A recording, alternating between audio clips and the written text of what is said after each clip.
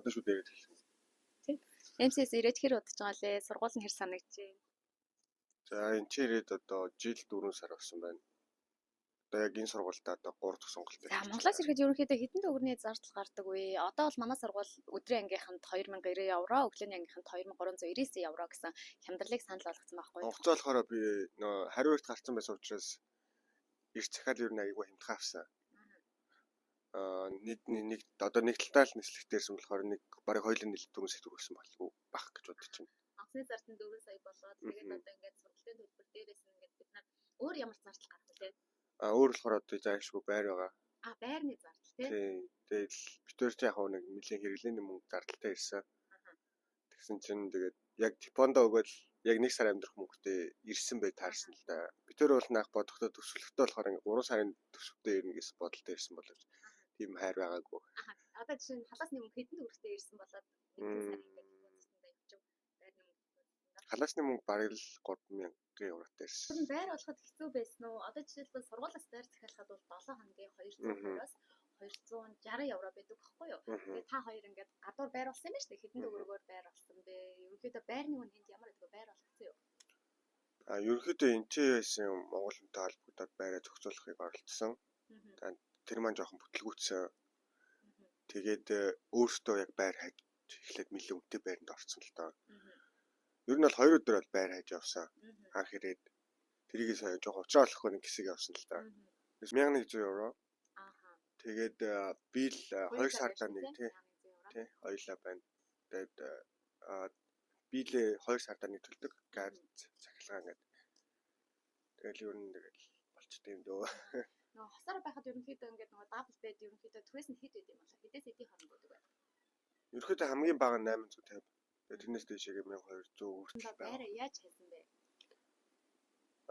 Ерөнхийдөө нөгөө Facebook-ийн зараа сайн. Тэгээд давхар нөгөө нэг юм апп гэмэлээ. Тэрнээс хайж болно. Ер нь анх төлөөлөгчөөс асуусан л да. За яадаг вэ? Яаж хайдаг вэ гэл. Тэгэхээр нөгөө Монгол төлөөлөгчтэй байхын давуу тал. Тий, давуу тал үүсэж байна тий. Ингээд чамд чиглүүлэг зөвлөгөө өгсөн. Тэсний дараа ямар ч хүн танихгүй тий. Тэгээ хэл байхгүй хэцүү. Тий, хэл авахгүй болохоор тий. Тэгээ төлөөлөгч аягүй чухал. Тэгээ хэл нэг амар нөгөө Монгол төлөөлөгч Монгол дээр ингээд чамайг яриа чиглүүлж байгаа учраас хэл чухал биш тий. Хэл сурталчил энд ирж байгаа шүү дээ. Хэлтэй байсан бол бид нар өөр газар руу мастер. Тий, ер нь гэсэн мастерт ирэх байсан тийм ээ. За нөгөө байрны скам бас байдаг тий. Тийм, байрны скам айгүй байдаг. Тийм хөөгчөнд харж ирсэн. Азар битүүр дээр нь бол гайгүй харьцангуй гайгүй байлаа. Тэгэхээр бас байрны скамаас болгоомжлох. Тийм, айгүй болгоомжлох хэрэгтэй. Энэ чинь ер нь сайн судалж иж байранд орохгүй л юм тийм үү. Эсвэл нөгөө ландлордууд нь айгүй чанга гэрээ хийдэг. 6 сарын хугацаатай ч юм уу эсвэл 10 сарын хугацаатай. Тэгээд сараар биш 4-7 хоног мөнгөөр түрээсэлдэг ландлордууд айгүй их байдаг. Тэгээд бэлэн мөнгөөр ингээд авдаг. Тэр хэд бас ингээд бас зарим талаараа айгүй чанга болчтой. Тийм, тэгээд нөгөө хуучин нөгөө барьцаалдаг мөнгөө буцаагаад авч боломжгүй болох үед айгүй ихтэй. Одоо жишээлбэл би 6 сараар гэрээ байгуулчлаа. Би 6 сараас өмнө гарья гэх юм бол миний барьцааг өгөхгүй байх юм. Тийм, барьцаа мөнгөний өгөхгүй л гэсэн. Тэгээд тэр мөнгө авч чадахгүй. Тэр мөнгө ч дахиад 1 сар амьдрах мөнгө байна гэсэн. Дахиад тэр байранд дахиад 1 сар амьдрах. Эсвэл тэр барьцаа мөнгө бол тэр нэл гэсэн. Тэгэхээр ерөөсөө байрны нөхцөл чи одоо ингээд анх орохдоо түрээсээ нэг дээр нэмэх нэг гэдэг депозит. Тэгэнгүүт сар бүрийнхээ эхэнд түрээсээ өгөө явчих тийм. Тэгээд 6-аас 10 сарын гэрээтэй тэг яг гэрээнийхээ хугацаанд одоо Ирландд байгаа хүмүүс тийм ер нь бол амар олуулан амьдардаг, хар шар бүгдээрээ нийлээд амьдардаг гэж ярьдэн штэ. Тэр талаар болцвол манай өмнөх байрын хувьд бол ерөөдөө харьцангуй гоё байсан. Нэг одоо хаус одоо л апартмент амьдарч байгаа. Ингээд 1100 еврогоор Монгол мөнгөөр чих мөнгө штэ. Би ингээд хаус түрээслээд байгаа мó эсвэл нэг л өрөө түрээслээд байгаа мó? Ерөөсөө нэг л өрөө түрээслээд байгаа. Хүмүүстэй тий нэг хаусын нэг л өрөө түрээслэж байгаа. Нэг хаусыг бид нар олуулаа шеэрлж тий өөр орны хүмүүстэй эсвэл Монгол хүмүүстэйг ингээд шеэрлж байгаа тий. Хуваалцаж амьдрын бүх юмаа цуг хэрэглэн галтайгоо ариун цэвэр өөрөө ер нь бол бүгдийн цуг хэрэглэн хуваалцаж хэрэглэн гэсэн. Тэгээд хэрвээ яг ингэж хуваалцаж амжирч чаднаа гэвэл Ирландыг сонгох хэрэгтэй тийм ээ. Яг энэ байрны тий ер нь бол байрны нөхцөл төр бол тийм ер нь бол яг би ямар эрхтэн хайлын охин би эрхтэн хайлын хүү тийм юм байхгүй. Ер нь бол хүмүүстэйгээ хэрэггүй. дасан зохицоол би чаднаа гэсэн бодолтой л. Чаднаа гэсэн үнэл сонгох юм тий. Ажил олдоц энд хэр бэ? Чи ирээд хэр удаж юу н ажилд орсон бэ? За, ирээд яг албан ёсоор ажилд орсон юм бол 8 сар болсныхаа дараа. Одоо чи ингээд 8 сар ажиллаж байсан гэж байна шүү дээ. Тэгвэл 8 сарын хугацаанд яг юу хийж амьдарч байсан бэ? Хүргэлт хийж анх яг 8 сар болтлоо хүргэлт хийсэн. Тэгээс хүмүүст ингээ хилээ сайжруулах гэж, яриа эхэлж үүсгэж эхлэх гэж. Ер нь бол нэг хэсэг ажил, ер нь бол ажил хайсан. Ер нь айгүй сайн ажил хайсан. Тэгээд яг нэг тухайн үед бол голж ирсэн зүйл юм бол хил муутай байна. Ингээд жоохон хилээ сайжруулчаад ирвэл манайх ингээд чамайг авах гээд байна гэсэн. Тиймэрхүү айгүй олон саналууд ирсэн. Хүргэлт хийхэд хэл шаардлагагүй юу? Хүргэлт хийхэд харьцангуй шаардлагагүй. Ерөнхийдөө очиод л нөгөө за ингээд таны захиалсан бараа энэ байна. Эсвэл захиалсан хаалж ийн байна. Танадаа ингээд яг ингээд ийм код өгөөрэй. Тэгээ код нэгээл тэгээ тарыг хаал руугаа явуулдаг. Ер нь л харьцангуй гайгүй. Ер нь хүргэлтийн ажлыг хэрхэн эхлэх вэ?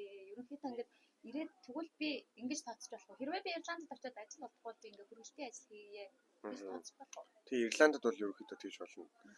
Гэхдээ Ирландын хотуудаас шалтгаална. Манай Лимеркуд бол ер нь хүргэлт ер нь айгүй дээ. Даблинд бол байхаа хүргэлт хийдэг хүмүүс өндөө байгаа. Нийслэл хотод. Гэхдээ бас нөгөө хөл хөдөлгөөн олонний дунд бас тэгж явж чадахгүй хүмүүс айгүй олон байна. Ирээд шууд хүргэлт хийнэ гэсэн ойлголт ер нь бол байхгүй. Тэгвэл хүргэлтийн ажлыг би хэрхэн эхлэх вэ? Хаанаас би эхлэх вэ? Хүргэлтийн ажлыг би бол ангийнхаа найзсан. Манай ангийн Барзил найз надад аккаунт олж өгөөд. Барзил найз нь аккаунт олж өгөөд ийм хүргэлтийн ажил байдгийг хэлж өгөөд тэгээд яах хүргэлт хийчих. Тэр аккаунт нь үнэгүй байх уу? Эсвэл бид нар аккаунтаа түрээслэх үү? Тэгвэл тэр дугуйгаар хүргэх юм уу, машинаар хүргэх юм уу? Тэр талаар нэг дэлгэрэнгүй яриул. За би болохоор дугуйгаар хүргэжсэн. Цахилгаан дугуйгаар. Аккаунт бол 7 хоног болгон түрээсэлдэг. 7 хоногийн 40 евроор түрээсэлдэг. Тэрийг болохоор ингээд өөрөө чинь мөнгөө ингээд хийн. Тэрнээс нь 40 еврог нь гасагдаад чам руу үйлчлэлийн буцаагаад цалин маягаар оруулж өгдөг. Тэгээд ер нь л хийсэн нэрээ гэх юм уу? Аль болох сайн хийх тусам гэдэг их мөнгө авна. Одоо жишээлбэл чи 7 хоногт ерөнхийдөө ингээд дундчлаад аваад үзвэл ингээд хэдэн төгрөг олох боломжтой байсан бай, олдог байсан бай. Ер нь хичээл орж байгаа үед бол нэг 300-аас 350 хооронд бол хийждэг лээс. 300-аас 350 евро. Ер нь өдөрт ойролцоогоор хэдэн цаг хүргэлтэнд явдаг байсан бэ? Тухайд өдрийн анги байсан эхний сонголт гэсэн болохоор хичээлээ хараад юм уу эсвэл өглөө нэг жоохон гэрт гардаг. Өдөрт нэг дунджаар яг нэг 5-аас хойш 10 за яг 10 хүртэл юм уу 10 хүртэл явдаг байхад бол нэг 5 цаг шүү дээ. 50 евро хийждэг л 50-60 евро. За. Тэгвэл энэ Лимерк хотод сурахын давуу тал нь юу вэ? Чи юу гэж бодож байгаа вэ? Манай Лимерк хот ерөөдөө айгу тайван. Давлын хоттой одоо ингээ харьцуулах юм бол нийслэл хоттой харьцуулж байгаа шүү дээ. Харьцуулах боломжгүй гэхдээ бужигнсан биш айгу ингээ тайван. Олонсын оюут нуттай суралцж байгаа шүү дээ. Тэгэхээр нөгөө соёлыг нь суралцах гэдэг давуу талууд үүсч болдог тийм өөр ямар давуу талууд үүсч чи юу гэж бодож байна? Олон орны найзтай болж байна. Би одоо ингээ Мексик, Бразил олон найзтай. Ирланд усаараа ингээ аялах ч юм уу. Одоо тэгээ өөр улс руу бас виз мэдүүлж ирэхэд бас яг сургалтын визтэй болохоор айгүй даваа талтай. Тэгээд нэгт хоёрт ингээ би бас хилтэй олчихвол бас нөгөөдхөө ойлгоод яг юу нь хэрэгтэй вэ, яадаг вэ гэдэг талаар яг бие дагаад эхэлж байна л гэж яг одоо л өөрийгөө л харж байна. Аялахад арай айц багтай тийм айц багтай ойлгоод одоо өдөр тутмын англи хэлтэй болчихлоо шүү дээ. Тэгэхээр айц багтай болсон тийм. Дараалаар бол ер нь л хоёул анх бол хоёулаа явах жоохон айдаг байсан бол одоо л хоёулаа явъя гэдэг болчиход байгаа. Халаасны мөнгө хэдэн төгрөгтэй эргүүл би ингээд өөрийгөө арай аюулгүй байлгаж чадсан. Ганц би хүмүүс бол ерөөхдөө нэг за ихтэл 1500 евротой байх болно доо. Ихтэй юу? Хоо хамартаа өрхөр уусч ихтэй тэгэл хүн ер нь ирсэн гадраа тэгэл аягүй урдан дасан зогсдог. Монгол хүний ганц даваа. Ирландд хүнсэндээ хэдэн еврог сардаа зарцуулдаг вэ? За яг сайн мэдэхгүй байна. Гэтэ ерөөхдөө хүнснийх нь мөнгө нь Монгол хүнстэй ерөөхдөө төстэй.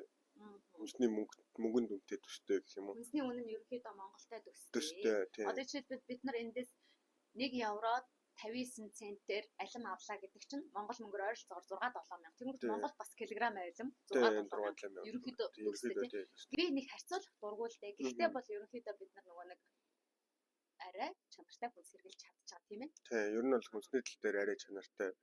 Тэгээ бас нарийн ногоонууд айгүй.